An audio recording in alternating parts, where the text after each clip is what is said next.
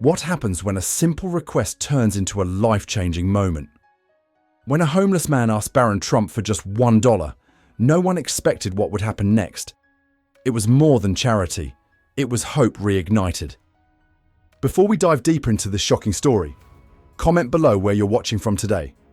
And if you value stories about resilience and standing up for what's right, don't forget to hit that subscribe button for more heartfelt narratives.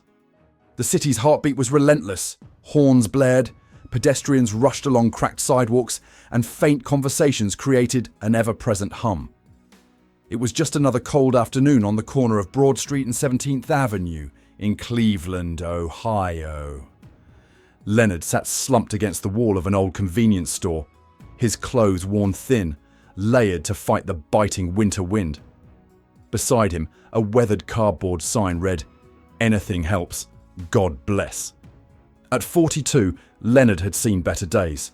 A series of misfortunes, a plant closure, medical bills, and an eviction had stripped him of everything. Each day was a gamble.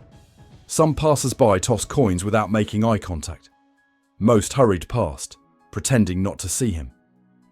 Leonard adjusted his faded beanie, shivering as he watched shoes of every kind pass by. High heels, sneakers, polished loafers. But then, something different caught his eye. A pair of pristine white sneakers stopped just feet away from him. They weren't just expensive. They were the kind only someone truly young and privileged would wear. Leonard's curiosity piqued. He glanced up, squinting against the winter sun. Standing there was a tall teenager, his hands casually tucked into the pockets of a sleek jacket. The face was familiar, but Leonard couldn't immediately place it. The boy was waiting at the corner, scrolling through his phone, seemingly unaware of the attention he was drawing. Whispers floated round. "Is that, Barron Trump?" Leonard hesitated. He wasn't one to approach strangers, especially not someone like him. But something about the boy's calm demeanor struck him. Unlike everyone else rushing through their day, this young man seemed present, observant. Taking a shaky breath, Leonard spoke up. "Hey, young man," he called, forcing a smile. "Can you spare $1?" The boy froze mid-scroll, head tilting slightly as if to confirm he'd heard correctly. Slowly he turned, locking eyes with Leonard. His expression remained unreadable. For a moment, the world seemed to slow down. Leonard braced himself for rejection. He was used to it. But what happened next was anything but ordinary. "What do you need it for?" the boy asked. Calm, not condescending. His voice carried a quiet authority, unusual for someone so young. The question caught Leonard off guard. It wasn't rude. It was sincere, as if the boy genuinely wanted to know. Leonard cleared his throat, rubbing his hands together for warmth. "A cup of coffee would be nice," he admitted. "Maybe a sandwich, if I'm lucky." The boy stepped closer, phone forgotten in his pocket. Leonard could feel the stares of others. Silent judgment from people wondering why someone like him would waste time on a man like this. "What's your name?" the boy asked.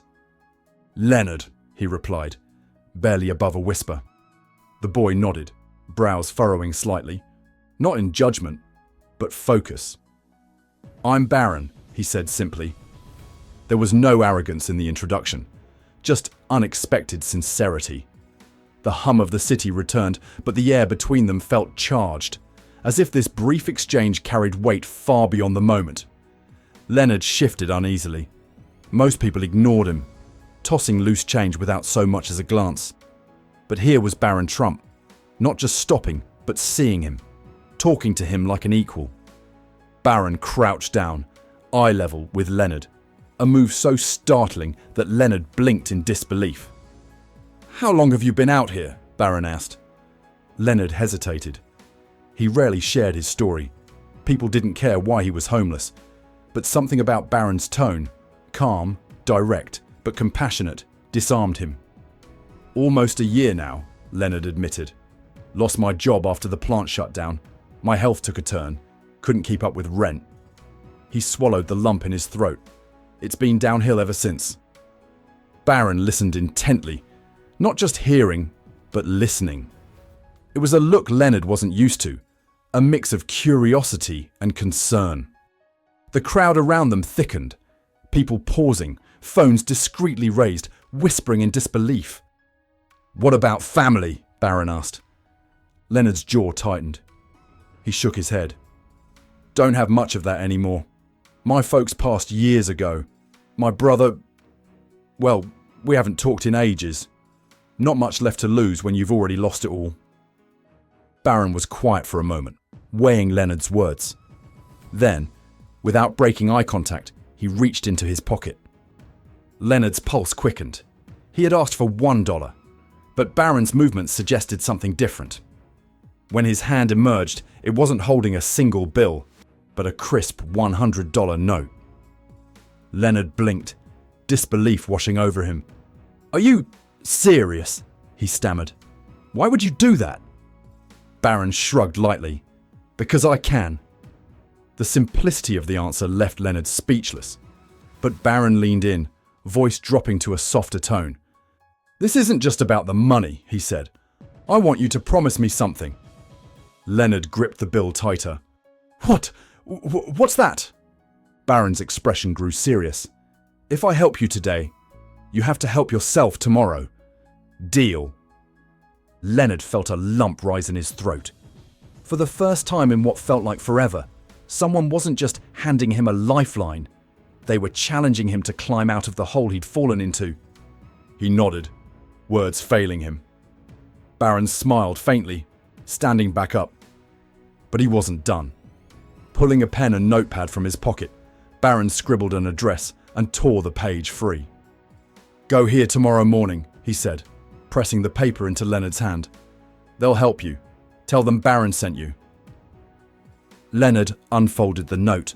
Hope Outreach Resource Center, a shelter and job assistance program he'd heard of, but never dared to approach. "I'll make sure they're expecting you," Barron added, voice unwavering. This is your chance." The next morning, Leonard stood outside the resource center, heart pounding. The address scribbled by a teenager had led him here, to a modest brick building on the quieter side of Cleveland. He hesitated, fingers tracing the edges of the note, the $100 bill still tucked safely in his jacket. Part of him wanted to save it, proof that the previous day hadn't been a dream. But another part, the part Barron's words had stirred, whispered that this wasn't about the money. Taking a deep breath, Leonard stepped inside. The warmth of the building enveloped him, a stark contrast to the cold outside. A middle-aged receptionist with kind eyes looked up from her desk. "Can I help you?" she asked. Leonard hesitated, then pulled out the note, sliding it across the counter. Barron sent me. Said I should come here." Her eyes flicked to the paper, recognition dawning. A knowing smile spread across her face. "Ah," she said, standing. "We've been expecting you. Come on, let's get you started." If this story touched your heart, share it with someone who might need a reminder that kindness can change lives. And don't forget to hit that subscribe button for more stories that inspire and connect us all.